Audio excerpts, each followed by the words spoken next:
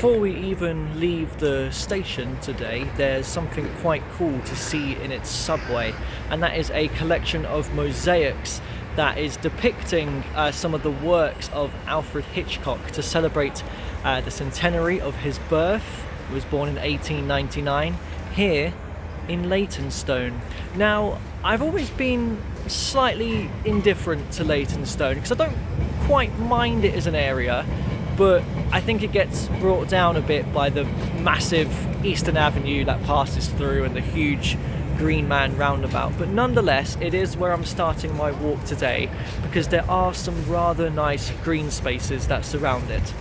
And we start today in what's probably the most notorious green space around here, and that is Wanstead Flats, specifically the Bushwood section, which may or may not be a good decision depending on how muddy it is. We have had a lot of rainfall recently, and luckily I have actually at least picked the nicest day of the week. Pretty much the only day when the sun was out or is quite muddy. I have to kind of skirt on the edge of this path.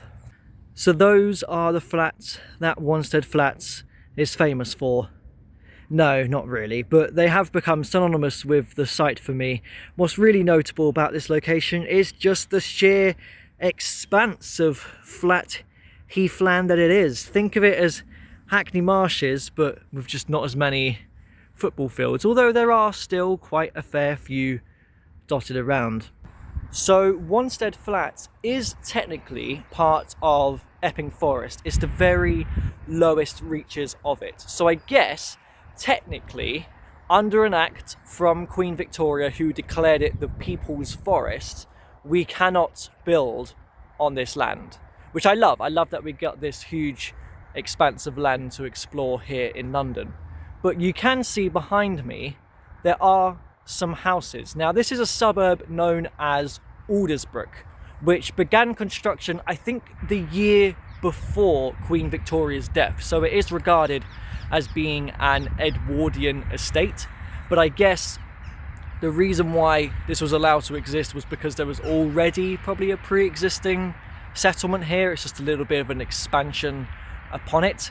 And it's a very odd suburb of London because it is entirely surrounded by greenery, because on the other side of it you have Wanstead Park, also part of Epping Forest. I remember a few years ago, I think it was 2022, I took a walk kind of through Wanstead Flats and Wanstead Park for the first time, and it was a lot of fun. I'm glad to be back here now in this bit, and we will do another walk one day, mostly solely dedicated around Wanstead Park, because it is a very nice location. Places I would recommend coming to take a walk through in London if you've not done so, rather than like your more obvious large parks like Hyde Park or Richmond Park. One day come and do Wanstead. So I've got a great path here to take right across Wanstead Flats, straight over from Aldersbrook all the way towards the direction of the towers of Canary Wharf over there. Actually, it's a good thing I checked.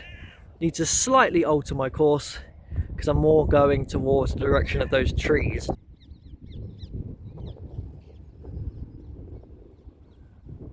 I've come away from Wanstead Flats briefly because I thought I'd pass through Manor Park Cemetery, as I've never done this before, and these are always rather peaceful places to walk through. It's very old, loads of really old graves. Kind of reminds me of one of the Magnificent Seven cemeteries. More on that in a bit. I say it's quiet though, but there's actually a coffee hut over there, and it has a generator. The generator's very loud. So this is unexpected. I didn't know this was here. There's a nice memorial here to the victims of the Bethnal Green tube disaster, which during World War II, when people were sheltering down below in the tube stations, somebody had tripped down the stairs and essentially caused an avalanche of bodies. There was an awful crush. I think about 173 people died. It's one of the worst accidents to have happened on the tube. If I recall correctly, I think Bank Balham and Bounds Green stations were all hit by bombs during the Blitz as well. The curse of stations that start with B. What doesn't start with B though is Manor Park station, which literally sits right around the corner from the entrance to the cemetery. I want to say when I first used Manor Park station, there was a temporary entrance to the station right here, because they were obviously constructing a new step-free entrance for the Elizabeth line. I mean, you can kind of see all the new glass walkways that lead to the current entrance. So I've headed back into Wanstead Flats, which I think is quite evident from the actual flats themselves, which is way over on the other side now, but I've only got a brief spell in here as I pass up alongside this rather beautiful lake. Now, alongside Wanstead Flats at this stage lies another cemetery, the City of London Cemetery, where anyone can be buried here irrespective of whether you live in the city or had any correlation with the city or not. I guess it's just similar to how Epping Forest is owned by the City of London Corporation, although it most definitely is not within the border of the City of London. And I've always kind of felt like this is an unofficial Magnificent Seven cemetery. They were built at a time when space in parish churches around London were running out of space in their graveyards, and so they had to build much larger ones around the outskirts of London. This one was opened a little later than the Seven, but I don't know, it's always sort of given me that vibe, I guess because it's just very old graves and whatnot that's dotted around here. I did visit this location on that Wanstead Park / Flats walk from a few years ago, and I've not been back since. I remember this being a very interesting discovery the first time I came to the City of London Corporation. Those are some catacombs. You can enter the catacombs, and there's something almost spooky about it, especially looking round the corner in that direction into the dark. It's definitely silent in here. Oh, that's probably not the best phrasing to use in a cemetery, is it?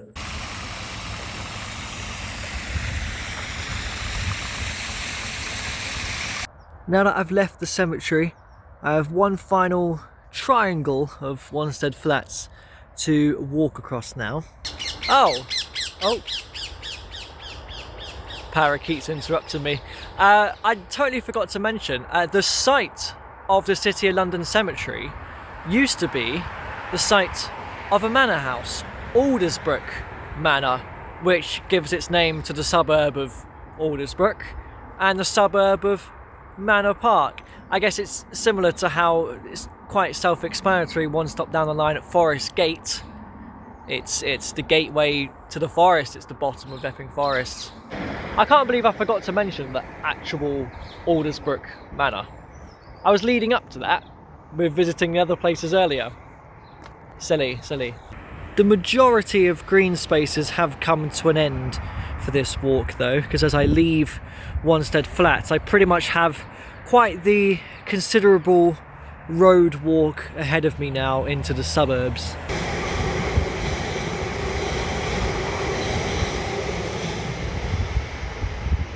The road has at least brought me up to a really impressive temple. I love the kind of tower that it has. This is the London Sri Murugan Temple. So I've swapped the ever-expansive Wanstead Flats to the rather small Hathaway Crescent Park, which feels like another rather cut-off part of the London suburbs because it's squeezed in between essentially a triangle of railway tracks, and in this direction I'm heading towards Barking, which would be really handy for the local residents. You know, it's a major town centre and all that, but you can't reach it. You got a main road over that way, you got the C2C train depot over here. It looks like an old water tower, probably from the days of steam trains, so you just have to go all the way back out and around. It takes ages. I don't think I've ever noticed that water tower when I've passed by on the trains before. I had someone from school who did their work experience in that train depot. I should have joined him, that would have been fun. I guess what I've always looked out for instead when passing by on the train is that gas holder that you can just about see poking out at the top there.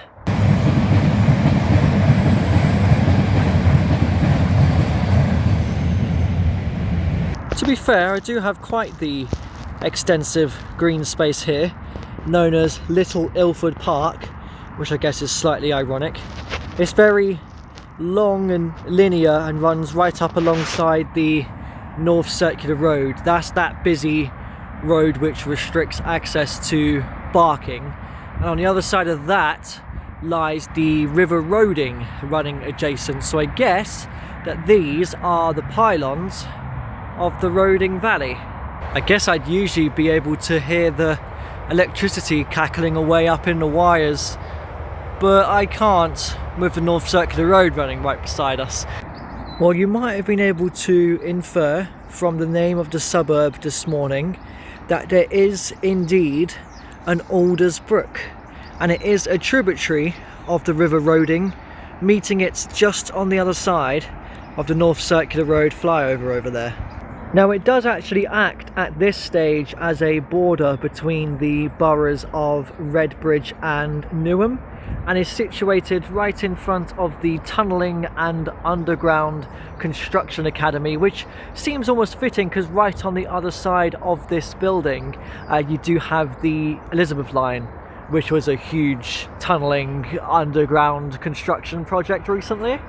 Well, hello Roding, this is the much bigger river, and I think at this point there is sort of a path. It's like an unofficial path that heads in between the river and the North Circular Road towards Barking.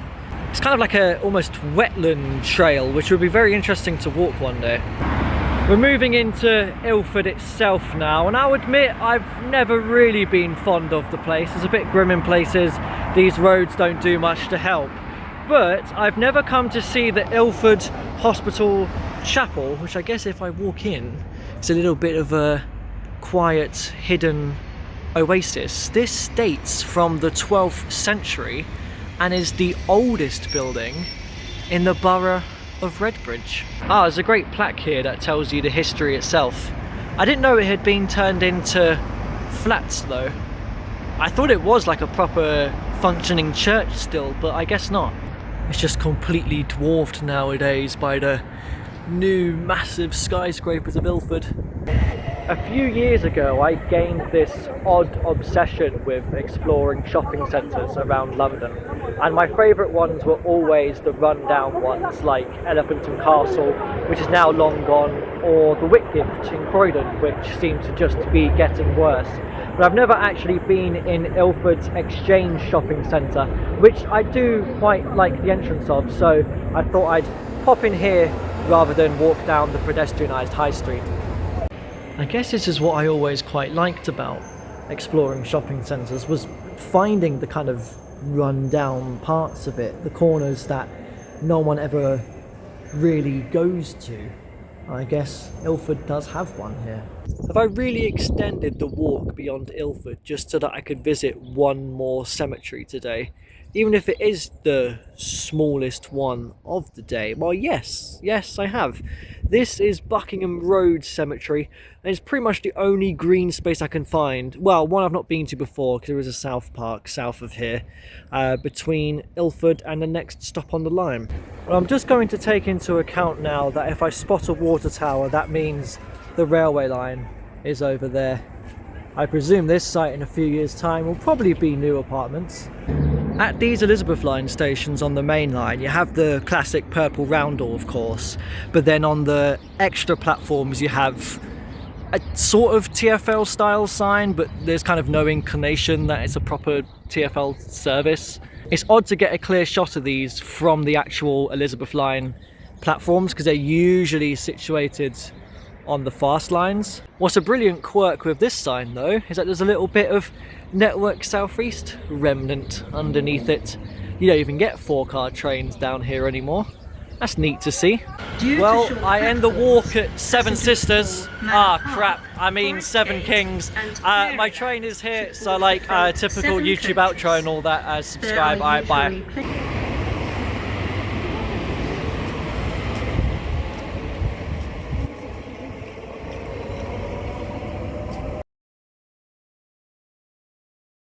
Whoa. Seven Kings has the September 2024 tube map. This is the misprint one that didn't have line written after Mildmay. This is when the overground lines had just been changed. They removed these from stations so quickly that they were so hard to find. They just find like a hidden batch at the back and just brought them out now. Might have to take some of these.